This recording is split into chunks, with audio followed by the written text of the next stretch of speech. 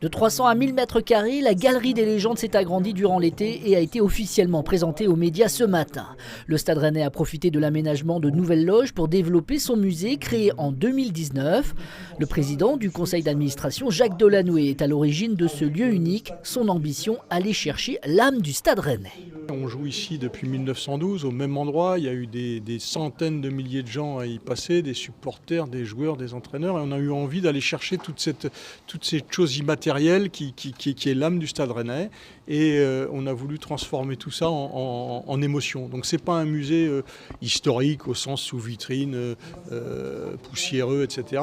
Ce lieu de convivialité valorise toutes les époques depuis la création du club en 1901 au travers de photos, de maillots, d'objets insolites. Manque une tunique précieuse aux yeux de Jacques Delannoy. Le maillot du capitaine de la Coupe de 65.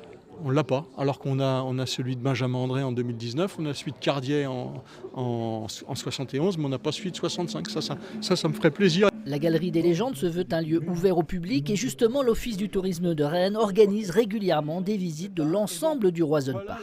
Actuellement, ça marche très très bien. On a beaucoup de demandes. On rajoute des créneaux. On a des groupes constitués, on a des clubs sportifs, on a des individuels, on a des familles.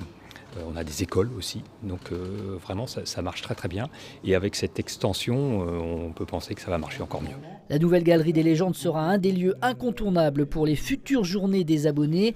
Elles se tiendront le week-end du 17 et 18 décembre.